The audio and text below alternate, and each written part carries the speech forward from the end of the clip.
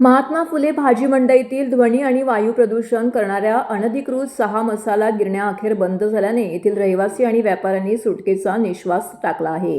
याबाबत आमदार संजय केळकर यांनी महानगरपालिका स्तरावरती पाठपुरावा करताना अधिवेशनातही आवाज उठवला होता। भाजप खोपट येथे झालेल्या जनसेवकाचा जनसंवाद या 112व्या कार्यक्रमामध्ये संबंधित व्यापारी आणि रहिवाशांनी उपस्थित राहून आमदार संजय केळकर यांचे आभार मानले। महात्मा फुले भाजी मंडईत सुमारे 500 गाळेधारक आहेत।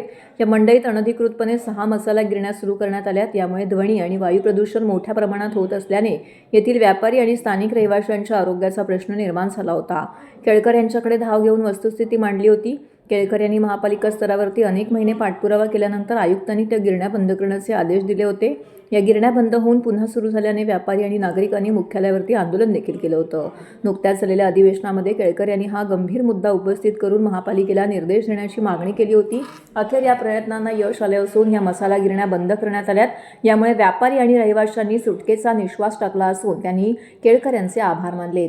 या कार्यक्रमात हे प्रश्न मार्गी लावल्याबद्दल कळवा येथील रहिवाशांनी देखील केळकर यांचे आभार मानलेले आहेत आणि त्याचा पाठपुरावा देखील मी करणार आहे। पुढच्या अधिवेशनामध्ये हे प्रायव्हेट बिल देखील, जर शासनाने हे बिल नाही आणलं तर प्रायव्हेट बिल मी त्या ठिकाणी दाखल करणार आहे। कारण शेकडो काय हजारो लोक या सगळ्यामध्ये फसलेले आहेत, अडकलेले आहेत। त्यामुळे बाकीच्या या कार्यक्रमाच्या निमित्ताने कुठे अतिक्रमण, आता सोसायटीचा पुनर्विकास सुरू होतो तर दुसरेच त्या ठिकाणी काहीतरी समोर बांधकाम करतात अतिक्रमित, तर ती लोकही आली होती आपल्या शहरामधली, चंदनवाडी भागामधली, की त्यांचं काम चालू आहे बिल्डिंगचं पुनर्विकासाचं, पत्रे लावलेले आहेत आणि त्याच्यासमोर दुसरी शेड ठोकून आपला जणू काही या ठिकाणी क्लेम दाखवण्याचा प्रयत्न होतोय। अतिक्रमणच्या अधिकाऱ्यांना मी सांगितलं की ते निष्कासित करा, कारण की जर ते वेळीच त्याच्यावर जर कारवाई केली नाही तर त्या ठिकाणी ते अधिकार प्रस्थापित करतील आणि त्या ठिकाणी राहायला येणाऱ्या रहिवाशांना देखील त्याचा त्रास होईल। बाकी पूर्वी ज्यांची कामं झाली तेही आले होते।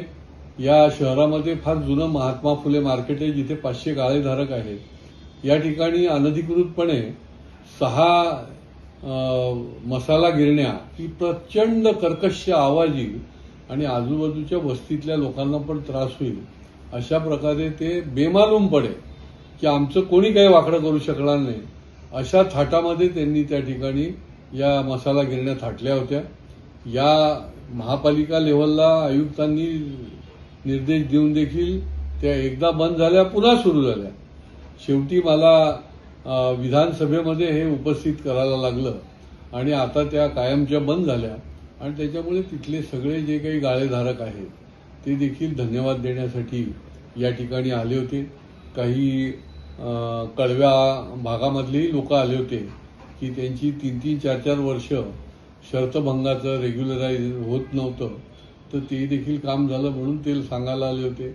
आणि अशा पद्धतीने काही वैयक्तिक, काही प्रवेशासाठी, काही पोलीस स्टेशनच्या संबंधामधले, काही महापालिकेचे जे विस्थापित झालेले त्यांना अजून गाळे मिळाले नाहीत, ते असे अनेक लोक या ठिकाणी आले होते। पुढच्या काळामध्ये जेवढं म्हणून ज्यांचं न्याय आहे त्यांना आपण निश्चितपणे पाठपुरावा करून त्यांना न्याय मिळवून देण्याचं काम पुढच्या काळामध्ये करणार आहोत। आणि त्याचबरोबर काही जे पुनर्विकास करणारे जे विकासक आहेत ते देखील आजही अजून फसवणूक करतायत, तर त्याच्या संबंधी देखील त्यांच्या विरुद्ध कशा पद्धतीने EOW मध्ये गुन्हे दाखल होतील हे देखील आम्ही बघणार आहोत।